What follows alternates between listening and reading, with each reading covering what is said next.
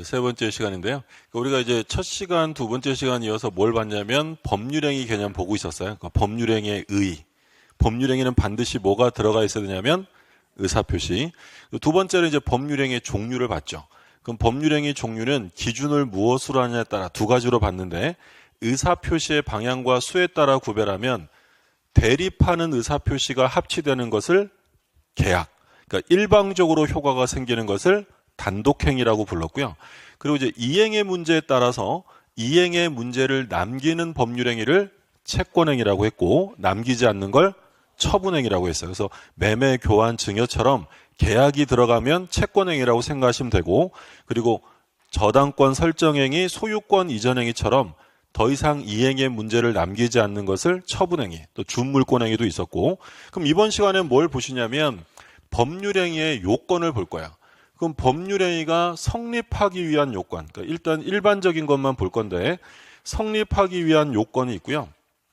세 가지가 있어야 돼요. 당사자가 존재하고 목적, 의사표시가 있으면 성립합니다.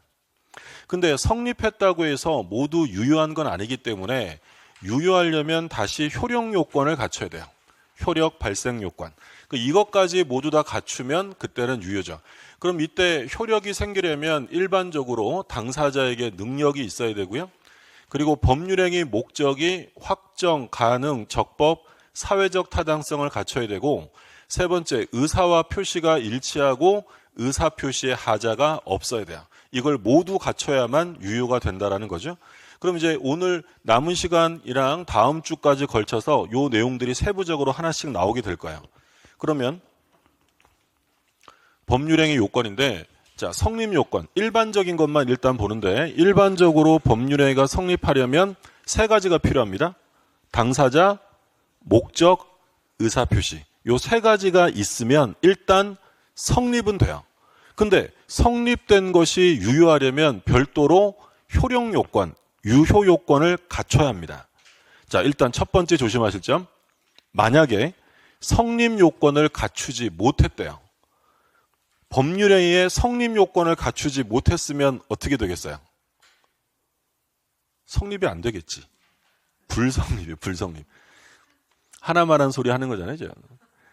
자, 근데 이게 왜 조심하셔야 되냐면, 만약에 성립 요건을 못 갖췄는데 무효이다, 취소다, 이런 말 쓰면 무조건 틀리는 거야.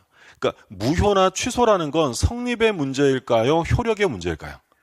효력의 문제예요. 그럼 효력을 논의한다는 건 전제 조건은 반드시 성립은 됐어야 돼요.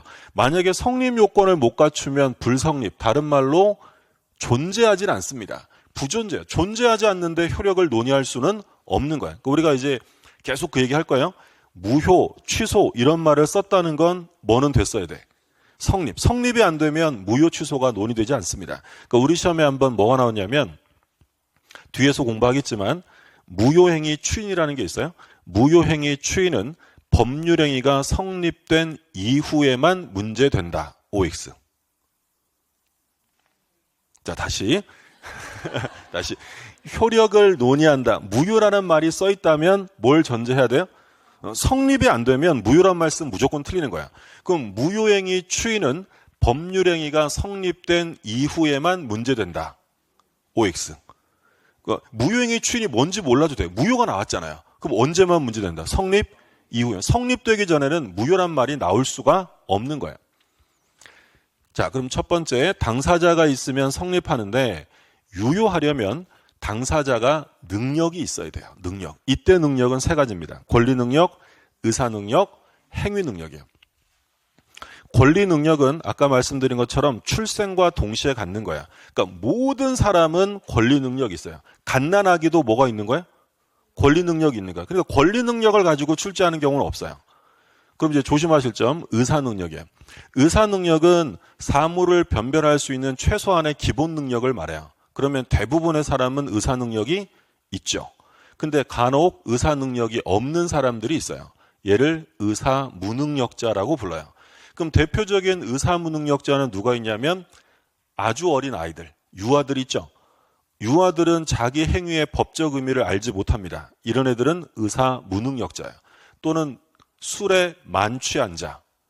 술에 만취하면 어떻게 돼요? 물론 뭐 이게 개가 되기도 하지만 보통 술에 만취하면 내가 뭘 했는지 다음날 기억도 안 나고 그렇잖아요. 말하자면 뭐예요? 제정신 아닌 거예요. 그럼 이런 사람들은 의사 무능력자 또는 뭐 광인이란 건 뭐 이렇게 미쳤다 이런 얘기잖아요. 그럼 이런 의사 무능력자가 법률행위하면 어떻게 볼 거냐?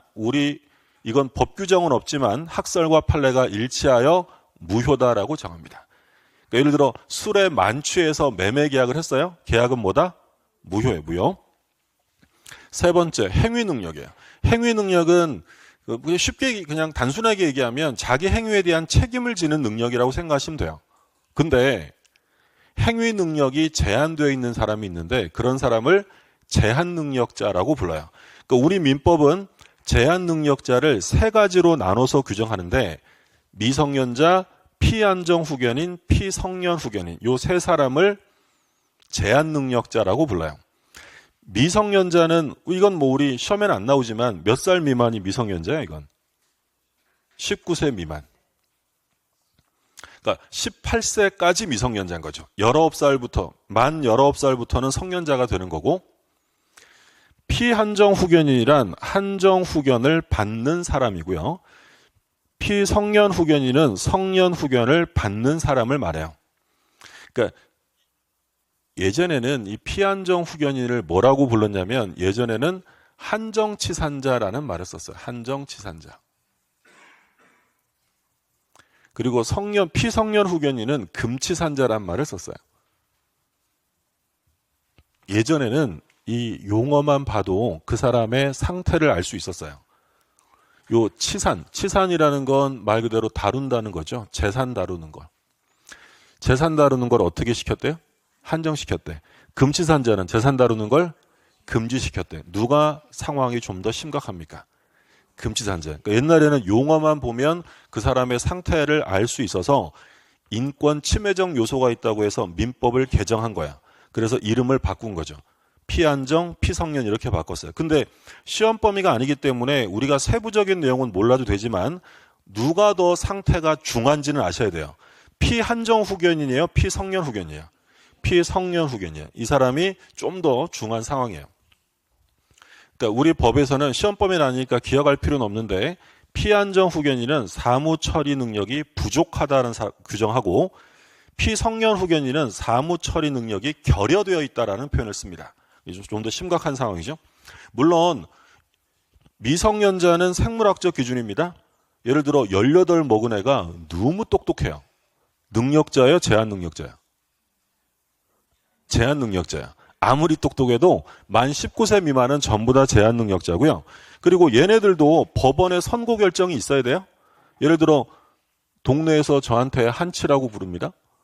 그럼 저는 제한 능력자인가요? 아니에요. 아무리 제가 이 상태라 하더라도 법원의 선고 결정이 있어야만 제한 능력자가 되는 거예요. 그러면 이런 제한 능력자가 법률행위라면 얘는 무효가 아니라 취소 사유로 돼요. 취소. 의사무능력은 뭐다? 무효고 제한 능력은 취소예요.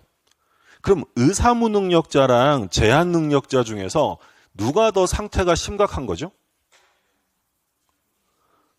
아예 의사 능력이 없는 사람이랑 행위 능력, 책임질 능력이 없는 사람이랑 누가 더 상태가 심각한 거야? 의사. 그래서 아예 무효. 얘는 아예 무효고 얘는 취소예요.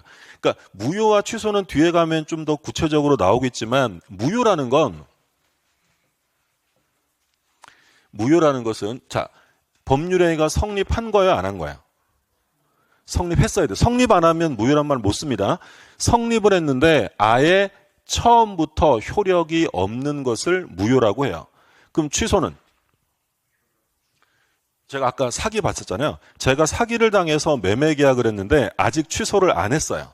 아직 취소를 안 했으면 현재 이 계약은 유효예요? 무효예요? 현재. 유효합니다. 근데 확정적이진 않지. 왜? 제가 나중에 뭐 할 수도 있으니까. 취소하면 효력이 없어질 테니까 소위 유동적 유효 상태, 불확정적 유효 상태입니다. 세모예요, 세모. 근데 취소권자가 취소를 합니다. 그럼 취소를 하면 이제 계약은 효력이 상실될 텐데 조심하실 점은 취소하면 언제부터 효력을 상실하게 되냐면 처음부터요. 이것도 역시 뭐가 있다? 소급효가 있다라고 합니다. 그럼 결국 취소를 안 하면 유효한 거지만 취소를 하고 나면 뭐랑 똑같아지는 거야? 무효랑 같아지는 거죠. 그러니까 이것도 쉽게 얘기하면 그냥 단순하게 얘기하면 무효와 취소 중에서 어느 게 더 센 거예요? 무효가 더 센 거예요. 무효는 아예 처음부터 효력이 없고요. 누구든지 무효를 주장할 수 있어요. 이해관계만 있으면. 근데 취소는 아무나 못합니다. 취소권자를 법률로 따로 정해요. 그러니까 제한능력자의 법률행위는 취소할 수 있는데 다만 의사무능력과는 구별하실 점이 얘는 아예 효력이 없는 거예요. 근데 이 의사무능력자 무효와 제한능력자의 취소는 소위 효력이 어떻다고 하냐면 절대적이다라고 합니다. 절대적. 그럼 절대적이라는 건 상대방에게만 주장할 수 있다는 거예요? 모두에게 할 수 있다는 거야? 모두에게 할 수 있다라는 게 절대적이야. 그러면 이 절대적 무효나 절대적 취소라는 말은 무엇과 연결이 되냐면 제3자가 보호되지 않는다라는 문제로 연결돼요. 왜? 이 무효 취소는 누구한테도 주장하는 거 하니까. 모두에게니까 상대방뿐 아니라 누구한테도 주장하는 거야? 제3자. 그러니까 예를 들어서 갑이 을이랑 부동산 매매 계약을 했는데 얘가 18살이에요. 자, 얘가 이제 소유권을 넘겨받아서 그거를 또 병에게 팔았어요. 현재 소유자는 병입니다. 그러면 미성년자랑 계약한 사람은 누구예요? 을. 그럼 갑과 을이 이 계약의 당사자인 거야. 그럼 당사자 빼고 나머지는 뭐야? 제3자죠. 그러면 얘가 나중에 18 먹은 갑이 사실은 제가 어려요 이러면서 상대방에게 계약을 취소합니다. 자, 그럼 이 취소의 효력을 을에게만 주장할 수 있다, 병에게도 할 수 있다. 병에게도 주장할 수 있다. 이걸 이제 대항할 수 있다라고 표현하죠. 주장할 수 있어요. 그럼 얘는 보호가 되는 거야? 취득할 수 없는 거야? 취득할 수 없게 된다라는 거야. 그럼 누구 거야 결국에는? 갑. 이런 효력을 절대적이다라고 부르고 제3자는 보호되지 않습니다. 그러니까 쉽게 얘기하면 미성년자, 이런 능력이 없는 사람을 보호하는 거랑 제3자를 보호하는 거랑 제한능력자 보호하겠다는 거예요? 제3자 보호하는 거야? 제한능력자. 그러니까 이런 의사무능력자나 제한능력자는 약자죠. 소수자입니다. 소수자. 그러니까 이 소수자를 보호하겠다는 건 민법의 기본 원리 중에 하나예요. 그래서 항상 그 얘기하는데 문제를 이렇게 읽어보니까 제한능력자가 나왔어요? 그럼 마음이 따뜻해져야 되는 거예요? 얘는 무조건 어떻게 하겠다? 보호해주겠다. 무조건 얘한테 유리하게 해석하시면 되는 거야. 그게 이제 능력. 근데 능력은 공식적인 시험 범위는 아닙니다. 이게 끝이에요. 이거는 심화 과정에 간다고 해서 더 볼 게 없어요. 이게 끝입니다. 능력과 관련되는 거 보셨고, 자, 그리고 목적이 있으면 성립하는데 성립한 것이 유효하려면 목적이 4가지를 갖춰야 돼요. 확가, 적사. 4가지. 확가, 적사. 확정, 가능, 적법, 사회적 타당성을 갖춰야 됩니다. 그리고 법률행에서 제일 중요한 게 의사표시죠. 의사표시가 있어야 성립하는데 이게 유효하려면 의사와 표시가 일치하고 의사의 하자가 없어야 돼요. 그러니까 그 사람의 진위와 표시가 동일해야 되고요. 의사 형성의 하자가 있어서는 안 된다라는 거예요. 자, 그럼 지금부터 다음 주에 걸쳐서 뭘 볼 거냐면 이 확가 적사랑 의사와 표시가 불일치하거나 하자가 있을 때 어떻게 처리할 거냐라는 걸 공부하시게 되는 거예요. 자, 첫 번째, 법률행위 목적을 확정할 수 있어야 돼요. 만약에 얘네들이 도대체 무슨 목적으로 계약을 한 건지 확정 지을 수가 없으면 계약은 무효입니다. 근데 하나 유의하실 점은 이 확정이라는 건 계약 성립 시에 확정할 수 있어야 되느냐, 이행할 때까지 확정하면 되느냐. 그러니까 성립 시에 모든 게 확정되어 있을 필요는 없고요. 언제까지 확정할 수 있으면 되냐면 이행 시까지. 보통 매매 계약을 하면 매매 목적물과 대금은 계약할 때 보통 다 확정이 됩니다. 보통은 그래요. 근데 꼭 그래야 되는 건 아니고, 예를 들어서 분양 계약을 합니다. 그럼 분양 계약을 하게 되면 계약할 때 몇 동 몇 호에 들어가는 거 확정적으로 알고 해요, 모르고 해요? 몰라요. 나중에 정해주고 막 그러잖아요. 그러면 계약 체결할 때 모든 것이 확정되어 있을 필요는 없고 나중에 이행할 때까지 확정할 수 있으면 충분하다라는 거고, 그 다음에 목적이 어때야 돼요? 가능해야 돼요. 불가능을 목적으로 하면 무효입니다. 근데 이때 가능이라는 것은 물리적 기준이 아니라 사회 통념을 가지고 따집니다. 그러니까 물리적으로는 설령 가능할 수 있다 하더라도 일반인들이 불가능이라고 생각한다면 그건 불능입니다. 예를 들어 죽은 사람을 살리는 계약. 죽은 사람을 살리는 계약은 물리적으로 불가능해요. 근데 이것만 불능이 아니라 예를 들어서 한강에 반지를 빠뜨렸어요. 한강대교에서 놀다가. 그럼 한강에 빠뜨린 반지를 찾는 계약을 한대요. 한강에 빠뜨린 반지 찾을 수 있다 없다? 반드시 물리적으로 불가능하다라고 단정할 수는 없어요. 그런데 일반인들은 그거 찾을 수 있다고 생각해요? 못 찾는다고 생각해요? 못 찾아요. 그럼 그건 가능이 아니라 뭐다? 불능으로 판단합니다. 자, 교재 잠깐 보면 능력은 뭐 이 정도면 다 됐고요. 효력 요건인데 목적인데, 자, 목적의 확정 보시면 성립 당시에 이미 확정되어 있어야 하는 건 아니고 늦어도 법률행위 내용을 실현할 당시 이행할 때까지 확정할 수 있으면 됩니다.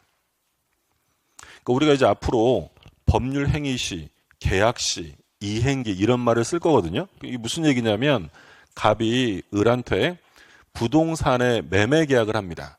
매매 계약을 언제 했냐면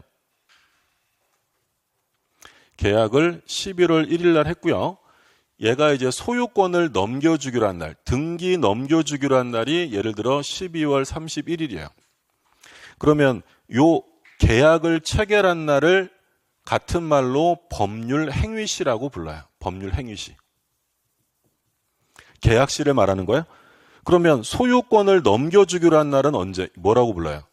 이행기라고 부르는 거야. 그래서 우리가 앞으로 계약 체결 시 법률행위시라고 하면 요거를 말하는 거고, 이행기라고 하면 그 약속을 이행하기로 한 날짜, 그걸 말하는 거야. 그러면 대부분은 이행기가 기준일까요? 법률행위시가 기준일까요? 대부분은 계약시예요. 계약시가 기준이고, 근데 확정이라는 것은 계약시에 다 확정될 필요는 없고 이행할 때까지 확정할 수 있으면 충분하다라는 거고요. 가능성이에요. 가능성은 사회 통념에 의해서 정해집니다. 물리적 기준은 아니다. 그럼 이제 가능성과 관련해서 불능에 대한 개념을 볼 거예요. 불능. 원시적 불능과 후발적 불능이 나옵니다. 원시적 불능은 무효예요. 무효. 근데 후발적 불능은 유효합니다.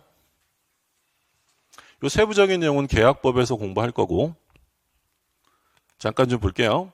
불능은 원시적 불능과 후발적 불능이 있는데, 그러니까 제목에서 알 수 있는 것처럼 원시적 불능이라는 건 애초부터 처음부터 불가능했다는 거야. 그럼 이건 뭐가 되냐면 무효인데, 언제가 기준이다? 이행기가 아닙니다. 계약 성립 시가 기준이에요.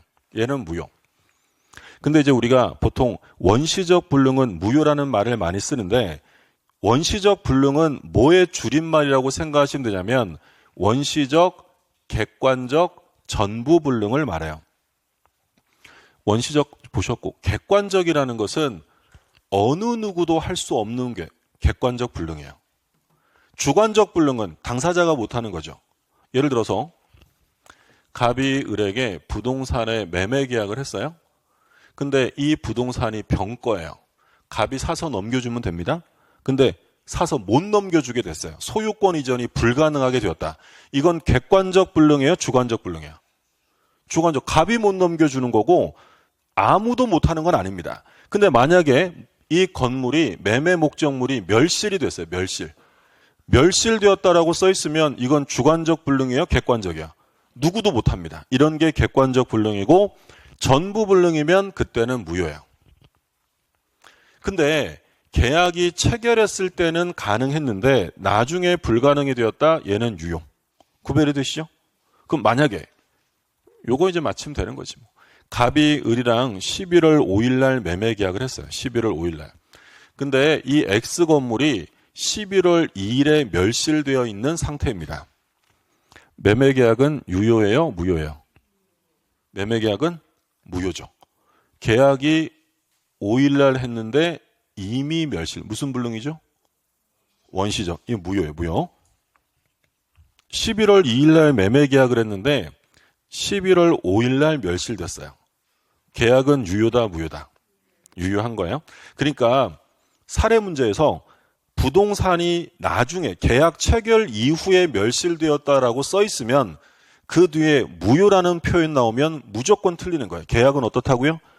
유효해야지. 왜 유효해야 되냐면 생각해 보세요. 얘가 매매 계약을 해놓고 얘가 잘못해서 멸실이 된 거야. 갑은 책임져야 돼, 안 져야 돼? 책임져야죠. 근데 이 계약에 책임을 지려면 계약이 어떠해야 될까요? 유효해야지. 계약이 무효면 계약상의 책임이란 말이 나올 수가 없는 거야. 그래서 후발적 불능은 계약이 유효하다라는 거죠. 요게 이제 불능에 관한 문제야. 그러면 지금 우리가 목적의 확가 적사 중에서 뭐 봤죠 지금? 확정성 봤고 그리고 가능과 관련되어서 불능을 본 거야. 그럼 확정 가능 문제 봤으니까 그 다음에 남은 건 적법입니다. 적사 남았으니까 얘는 법률의 규정이에요. 법률의 규정. 법률의 규정은 강행 규정이랑 임의 규정으로 나눌 수 있어요. 일단 이 생긴 거 보세요. 강행 규정은 안 지켜도 될 것 같아요? 지켜야 될 것 같아요? 지켜야 돼. 이게 강제하는 규정이에요. 근데 임의 규정은 말 그대로 임의적으로 정한 거니까 꼭 이걸 지킬 필요는 없어요. 그럼 다른 말로 하면 법률이 임의 규정이에요. 그럼 임의 규정과 다른 의사를 당사자가 합의하면 임의 규정이 우선한다는 거예요? 당사자의 의사가 우선해요? 의사가. 당사자의 의사가 우선한다. 이런 걸 임의 규정이라고 불러요. 무슨 말인지 구별이 되었어요? 자, 예를 들어 볼게요. 갑이을에게 건물을 임대차니까 공짜가 아니라 그랬잖아요. 그럼 뭘 내야 돼요? 임대차는. 차임 내야 되는데 그러면 건물 임대차는 차임을 언제 내도록 되어 있냐면 우리 민법 633조에서 매월 말에 차임을 지급하도록 정합니다. 그러니까 우리 민법은 건물 임대차는 차임을 언제 내라고요? 매월 말에.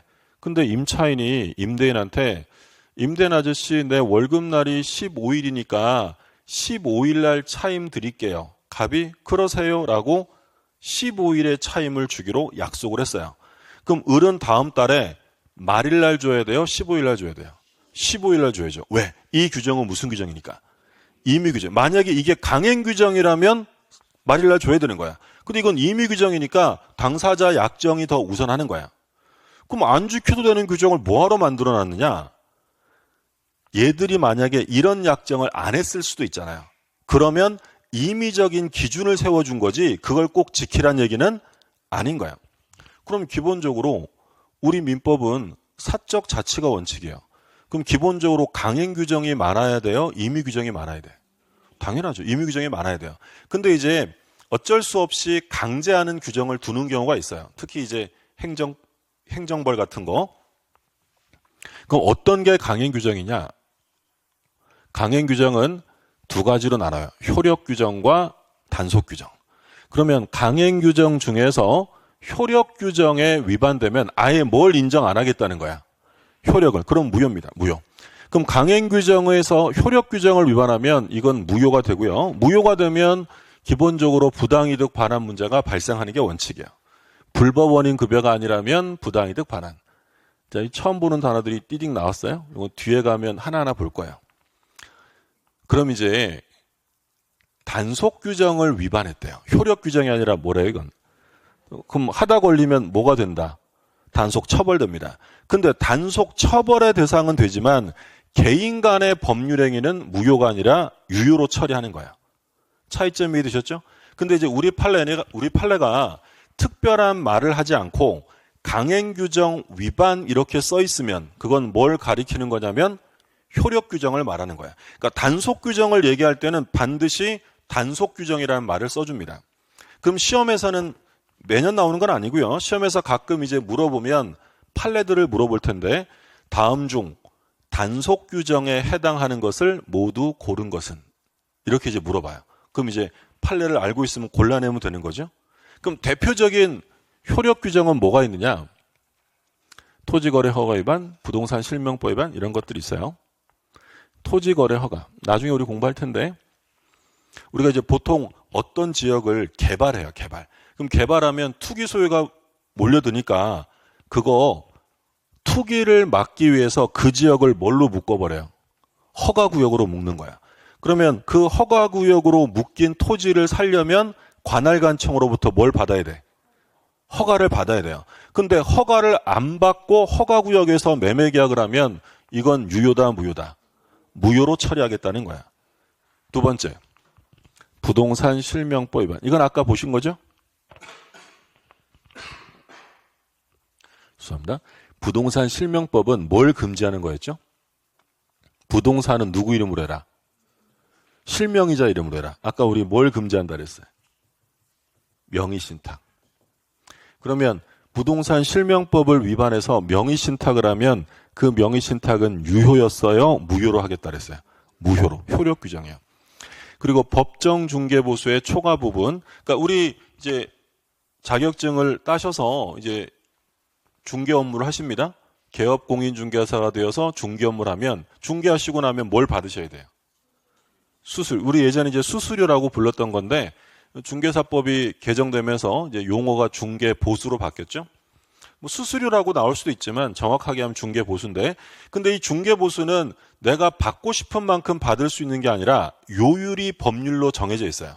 나중에 중개사법 공부하시면 요율을 공부하실 텐데, 예를 들어 제가 개업공인중개사인데 이 부동산을 중개했을 때 법률에 의하면 최대 300만 원까지 보수를 받을 수 있어요.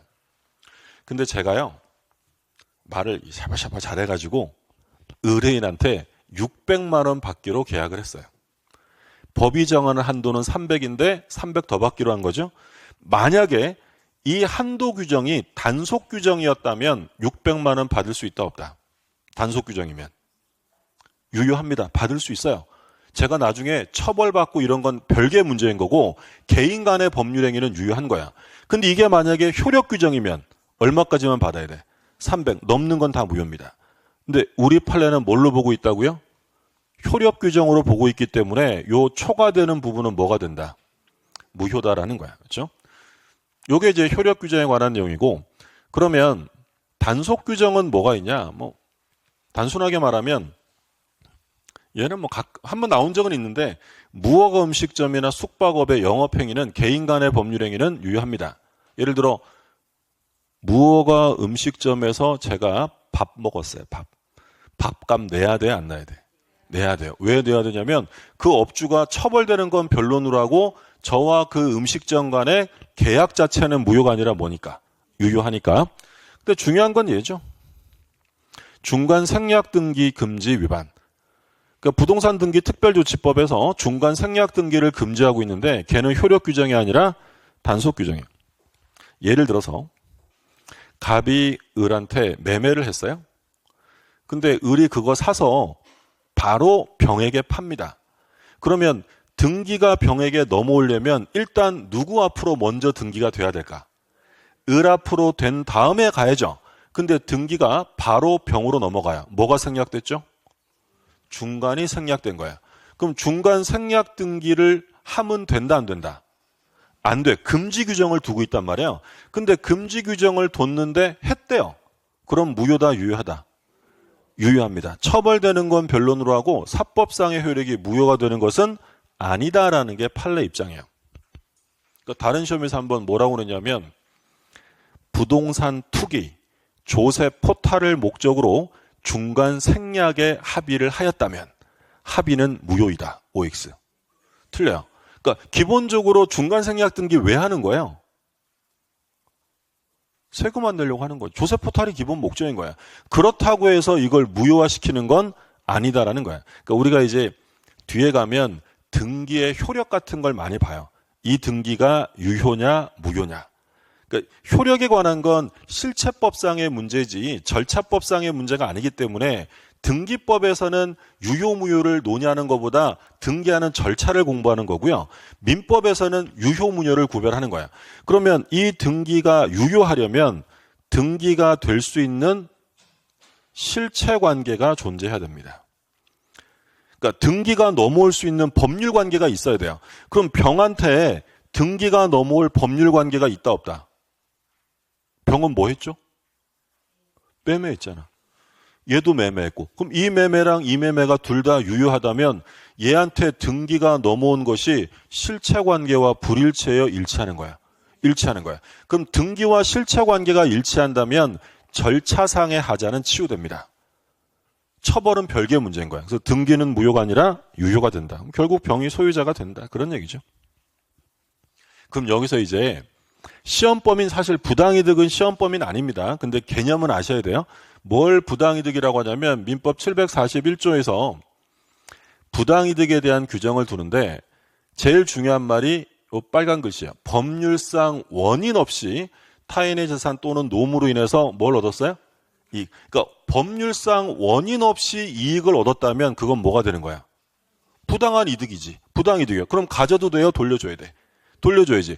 그럼 이득을 얻고 그로 인해서 다른 사람에게 손해를 입혔다면 그건 돌려줘야 돼요. 그게 부당이득이야. 그러면 얘가 법률에 따르면 300만 원까지 받으라고 했는데 600을 받았대요.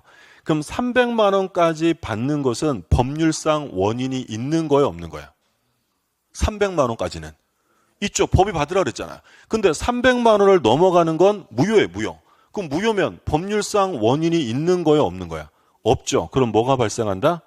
부당이득이 발생하는 거야. 그럼 만약에 제가 의뢰인인데 600만 원 주기로 했는데 나중에 봤더니 300만 원까지만 주면 된대요.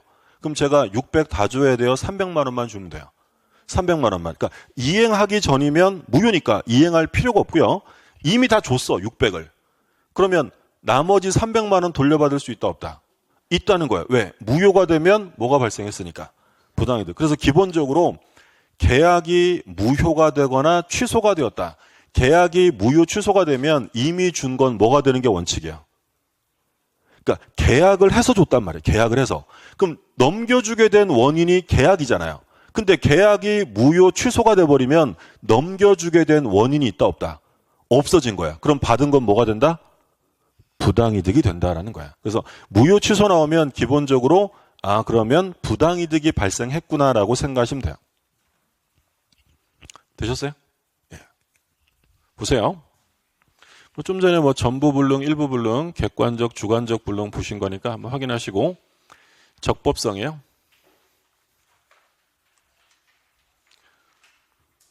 효력 규정 나오는데 자, 1번. 1번만 보세요. 이번 시험에 요거 나왔어요. 중개보수에 관한 규정이 효력 규정이다. 효력 규정. 초과되는 부분은 무효예요, 무효. 이건 근데 사회질서 위반은 아니고 그냥 효력 규정으로 위반되어서 무효가 된다. 그래서 중개보수의 약정은 한도를 초과하는 범위 내에서는 무효다. 전부 무효는 아니고 초과 부분만 무효다. 나머지 건 참고로 보시고 단속 규정은 유효가 될 수 있다라는 점 확인하시고요. 그럼 지금 목적의 확가, 적사 중에서 몇 가지를 보신 거냐면 3가지를 보셨고 마지막이 사회적 타당성입니다. 그러니까 103조가 나와요. 근데 이 103조가 우리 시험 범위 첫 번째 조문이에요. 그러니까 102조까지는 시험 범위가 아니고 103조까지. 그러면 좀 전까지 본 내용 중에서는 시험에 한 문제가 나올 수도 있고 안 나올 수도 있어요. 그런데 얘는 무조건 한 문제가 나옵니다. 여기 써 있는 것처럼 29회부터 앞에 거는 다 그냥 생략한 거고 주르륵 보면 다 한 번도 안 빠지고 나왔고 올해도 역시 출제가 됐어요. 매년 나오는데 조문을 한번 볼게요. 선량한 풍속, 기타 사회질서의 위반. 선량한 풍속이나 기타 사회질서에 위반하면 법률행위를 뭘로 하겠대요? 무효로 하겠다라고 되어 있어요. 그럼 제일 기초적으로 선량한 풍속, 기타 사회질서에 위반하는 내용을 목적으로 하면 그 계약은 취소할 수 있다. OX. 취소가 아닙니다. 아예 뭐라고요? 무효. 아예 그냥 처음부터 효력 안 줍니다. 어떤 의미냐면 선량한 풍속, 기타 사회질서 반함, 선풍기 반함엔 무효 이런 말 써요. 무효예요, 무효. 그럼 지금 방금 103조를 읽어보셨는데 이 103조의 규정은 구체적이에요, 추상적이에요? 추상적인 일반 규정이에요. 추상적인 일반 규정. 그러니까 이건 뭐 그럴 수밖에 없죠. 사회질서에 반하는 것들을 일일이 열거할 수는 없기 때문에 이런 추상적 규정을 둘 수밖에 없어요. 그러면 이 선량한 풍속이나 사회질서라는 개념은 고정되어 있을까요? 변화될까요? 그렇죠. 시간이 지나면서 우리 판례가 부단히 변천하는 가치 개념이다라고 합니다. 조선시대나 1950년대나 지금이 똑같은 개념은 아니라는 거예요. 그리고 반사회적인지 아닌지는 언제를 기준으로 판단한다? 뭐 계약할 때를 기준으로 한 거지 옛날 계약을 지금 질서 가지고 판단하지는 않겠다는 얘기예요. 근데 말씀드린 것처럼 이게 너무 추상적이니까 일반인들이 볼 때는 야 그러면 이거 뭐 잘못하면 걸면 걸릴 수도 있고 이거 어떤 게 반사회적이야? 라는 의문이 생길 수 있기 때문에 우리 학설과 판례를 이를 구체화시킵니다. 그래서 첫 번째는 윤리질서, 인륜에 반하면 반사회적이고요. 정의관념에 반하면 반사회적이고 개인의 자유를 심하게 제한하면 반사회적이고 생존의 기초를 처분했다 사행성 심한 대표적으로 물론 학자에 따라서 분류는 다를 수 있지만 이 범주에 속하게 되면 반사회적 무효가 됩니다. 첫 번째, 윤리질서 위반, 인륜에 반하는 거예요. 대표적으로 시험에 나올 수 있는 건 뭐가 있냐면 첩계약입니다. 첩계약. 첩계약이라는 건 뭐야? 첩계약은 배우자가 있는 사람이 다른 이성과 동거하는 계약이라고 생각하시면 되죠? 그럼 이 첩계약은 사회질서에 반하기 때문에 당연히 무효입니다. 무효. 근데 아내가요. 괜찮대요. 네 마음대로 하래. 그러면 첩계약 무효다 유효다? 무효입니다. 이건 아내가 동의해 줄 성질의 문제가 아닙니다. 이건 개인적인 법익의 문제가 아니라 뭐에 관한 문제예요? 사회질서죠. 그럼 이건 당연히 일부 일처제를 취하는 사회질서를 위반한 것이기 때문에 처가 동의하든 안 하든 무조건 무효가 되는 거예요. 근데 이제 우리 판례 중에 뭐가 있냐면 첩관계를 끝내면서 첩관계를 단절하면서 그간에 태어난 자녀의 양육비나 생활비를 주기로 약속을 한 거야. 첩관계를 하면서요, 끝내면서요. 끝내면서 생활비를 주기로 했다면 그 약정은 유효하다라는 게 판례야.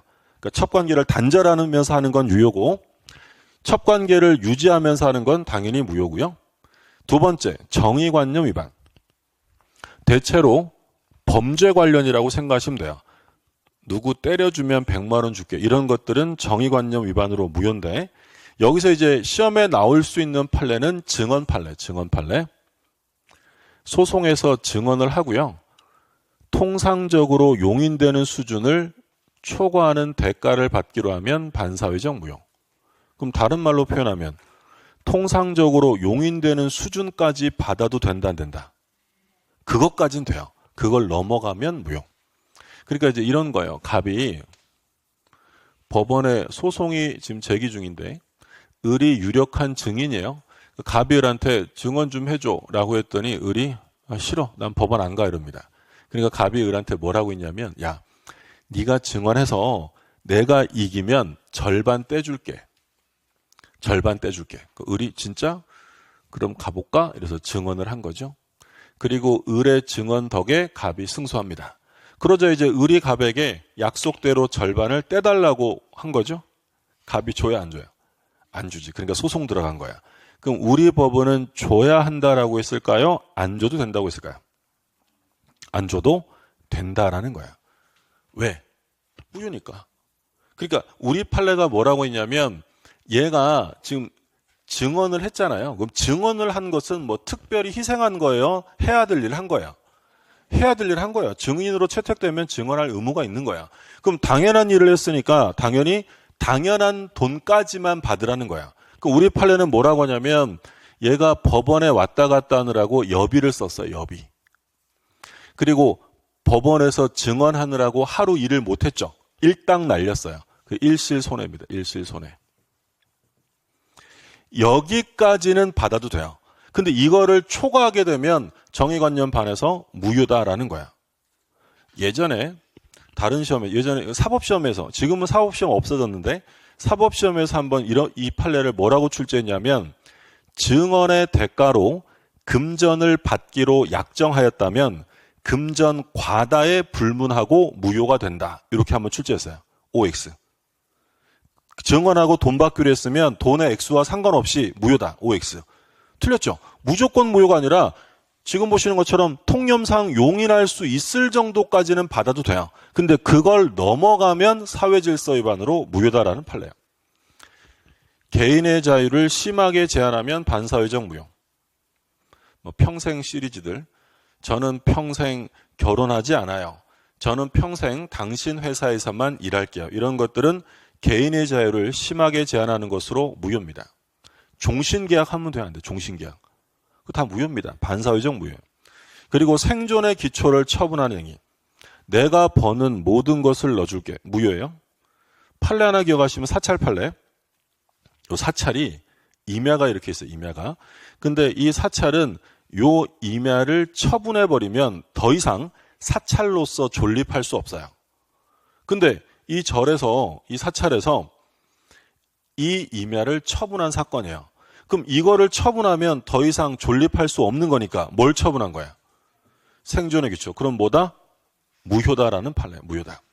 자, 사행성이 심한 건 뭐겠어요? 얘는 뭐 볼 것도 없죠. 도박이죠, 도박. 도박과 관련되는 것들은 전부 다 반사회적 무효가 됩니다.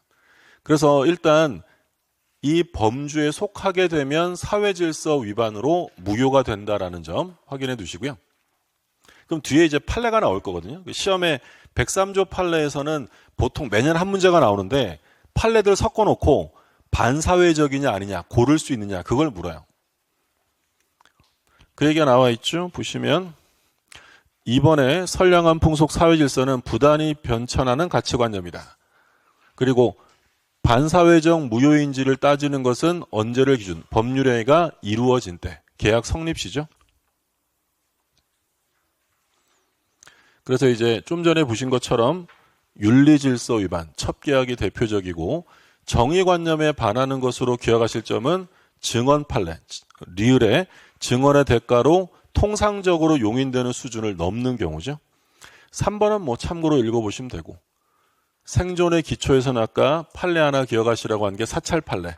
사찰이 임야를 처분한 행위입니다. 자, 이중매매는 중요하긴 한데 여기 뭐라고 써 있어요? 여기 심화라고 써 있죠? 심화 과정에서 볼 거니까 지금은 넘어가셔도 돼요. 그리고 이제 사행성이 심한 것, 도박 관련이죠? 반사회적 무효입니다. 자, 여기까지 보셨고 그러면 3번에 이제 사회질서 위반인 법률행위의 효과를 볼 텐데 효과부터는 좀 쉬었다가 보시죠.